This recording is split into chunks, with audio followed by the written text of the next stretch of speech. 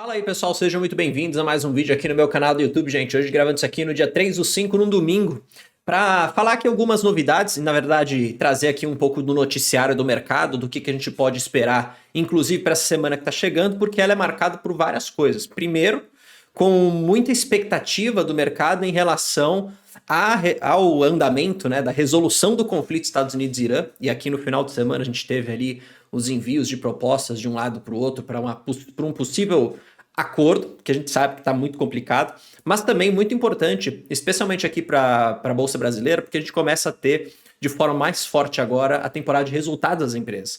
Então a gente vai ter um cenário onde a gente vai juntar duas coisas, né? Temporada de resultados, que a gente vai olhar para o micro das empresas, os fundamentos, a lucratividade, a receita, a geração de caixa, os dividendos, ao mesmo tempo que a gente junta com o fator geopolítico e macroeconômico, e isso juntando pode ser que traga volatilidade e aí provavelmente algum tipo de oportunidade de aporte. A gente sempre tá, assim, a gente, né? Eu, por exemplo, sempre estou olhando para o mercado com essa visão. O que eu olho para o mercado e o que eu posso olhar para aportar na minha carteira. Essa daqui que é a minha visão sempre estratégica. Então eu sempre estou acompanhando todas as notícias e no final é assim, cara, consigo aportar ou não? Porque minha estratégia é crescer minha carteira e tudo mais. Então, tenho tentado fazer esses vídeos aqui no canal para te trazer um pouco dessas informações e tentar te ajudar. Nesse momento, tá? Só para você ter uma ideia do panorama, né? Ainda não abriu as bolsas na Ásia, tá? Não abriram aqui, tá fechado, beleza? E a gente também tem o mercado futuro, especialmente aqui de petróleo, também ainda não abriu. Para você ter uma ideia, na sexta-feira, né? Brent fechou aqui, isso aqui é o contrato de julho, tá? 109 e o petróleo a 102, o Brent, né? Desculpa, o WTI a 102 e o Brent a 109, quase 110. E aí, qual que é a expectativa do mercado? É olhar um pouco para isso e tentar entender como é que o petróleo vai se comportar também nessa semana com base no que a gente tem das questões relacionadas ao conflito. Olha isso daqui, tá? Irã diz que recebeu e está analisando respostas dos Estados Unidos à sua oferta de negociação. Foram 14 pontos do Irã que foram mandados por intermédio do Paquistão, que está sendo esse mediador, e que, de acordo com o Irã, Estados Unidos está respondendo, está analisando, tá? O que o Trump tinha falado um dia antes, tá? Em breve analisarei o plano que o Irã acaba de nos enviar, mas não consigo imaginar que seja aceitável, uma vez que ainda não pagaram um preço alto o suficiente pelo que fizeram à humanidade e ao mundo nos últimos 47 anos. O Trump é imprevisível. Opa, desculpa, bati no microfone. Toda hora ele fala uma coisa, tá? Toda hora ele sinaliza que, pô, não vai aceitar, mas ao mesmo tempo que quer aceitar. Existe uma pressão muito grande, especialmente interno dos Estados Unidos, por conta dos preços, né, que tem aumentado, especialmente o preço de gasolina. Isso daqui bate muito na popularidade. Mas, ao mesmo tempo, os Estados Unidos não quer nenhum tipo de acordo que permita que o Irã continue com o seu programa nuclear. E aí, é só para vocês terem uma noção, tá? Os Estados Unidos disse que o Irã tem que desistir do estoque de mais de 400 quilos de urânio altamente enriquecido, que pode ser usado para fazer bombas nucleares, tá? O Irã falou que o programa nuclear é pacífico, tá? Como eu falei sempre para vocês, né? Aqui a gente sempre tem uma questão do que se fala e o que se faz. O mercado hoje, ele tá muito se movimentando no que se fala, menos no que se faz. Em algum momento, na minha opinião, isso vai acabar. Isso vai começar a ser assim, cara, a gente só vai movimentar quando tiver algum fato concreto, tá? O que mais preocupa? O estreito ainda bloqueado, tá? Então, de novo, a gente teve algumas semanas atrás, né? Até fiz vídeo aqui no canal. Esse possível acordo que seria, pô, cessar fogo, reabertura do estreito, durou um dia, beleza? O estreito fechado, de novo, é o que pressiona o petróleo para cima. É o que pressiona toda essa cadeia logística e é o que pressiona também toda essa pressão inflacionária em preço de gasolina, de frete, tudo que a gente tem visto. Olha a outra notícia do que o Irã fala. Estou pronto para negociar ou manter o conflito. Não estamos nem aí se as coisas forem continuar. Beleza? Então é aquele cabo de guerra onde ninguém solta o osso. Quem que perde mais com isso? Difícil de dizer, né, gente? Difícil de dizer. Aqui não acho que talvez não seja nem a análise que a gente queira fazer. Olha esse Twitter aqui que chama Monitor da Guerra Mundial, da Terceira Guerra Mundial. Ele falou o seguinte, ó. Sources iranianas, né, estão falando sobre possíveis preparação, fontes, né, iranianas, estão falando sobre possíveis preparação para remover o bloqueio naval dos Estados Unidos pela força, beleza?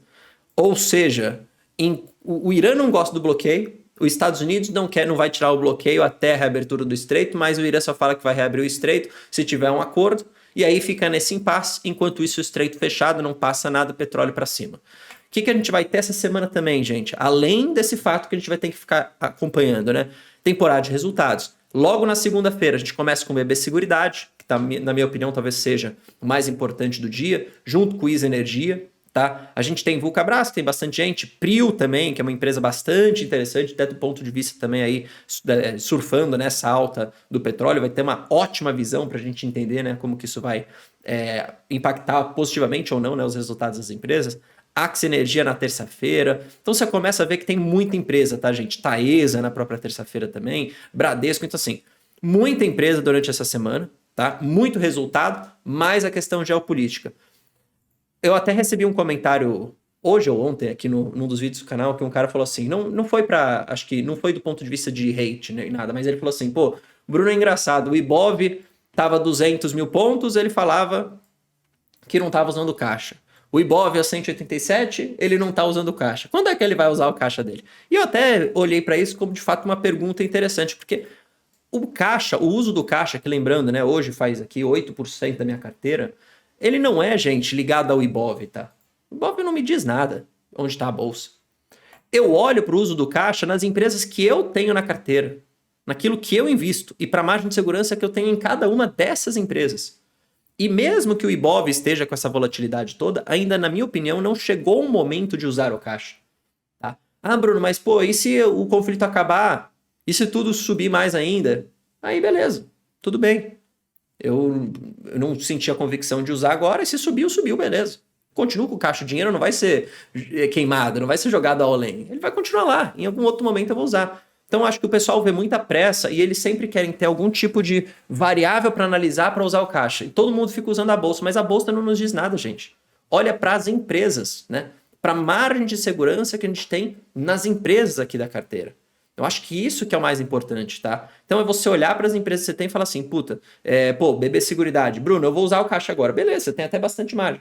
Por que eu não vou usar tanto meu caixa? Porque assim, BB Seguridade é a única, talvez, das empresas que eu tenho aqui a oportunidade para comprar. Então eu não preciso usar o caixa, eu posso usar meu aporte mensal normal, né? Porque aí eu vou concentrar praticamente todo esse aporte mensal na BB Seguridade. Entende o que eu tô falando? Então, é importante da gente olhar para as notícias e para a gente entender o que está acontecendo no macro, mas agora, óbvio, no micro também, porque isso vai nos trazer mais convicção de saber o que horas compram ou não. Se você fosse perguntar, o conflito está resolvido? Está longe de ser resolvido.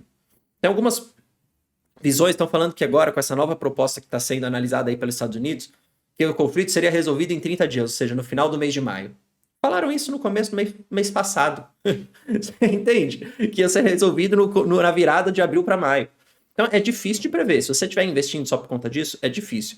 Tá? O que eu acho que é interessante é acompanhar e agora com os resultados, muito melhor, gente. Porque você vai conseguir separar o que está acontecendo no macro com os preços e com o fundamento. Melhor cenário de compra, fundamento bom, preço para baixo, margem de segurança alta. Esse é o melhor cenário. A gente talvez não esteja vivendo nisso nesse momento agora, né? Porque os preços não estão para baixo. Mas os fundamentos de várias empresas estão ok, estão bons. É uma questão agora de você ver se tem margem ou não. Então vamos ficar acompanhando. Eu vou trazer vários vídeos aqui para vocês, mas eu quis trazer esse vídeo aqui no domingo para aproveitar para todo mundo já meio que entrar preparado. O mercado futuro de petróleo, né, abre daqui a pouco, né, aqui já no final aqui de domingo, então a gente vai poder ver um pouco dessa movimentação. E caso saia alguma notícia mais aí, cara, fique atento, porque é engraçado que as coisas saem tudo no domingo, no sábado, né, quando os mercados estão fechados. Beleza? Um abraço para vocês, valeu, falou, fui.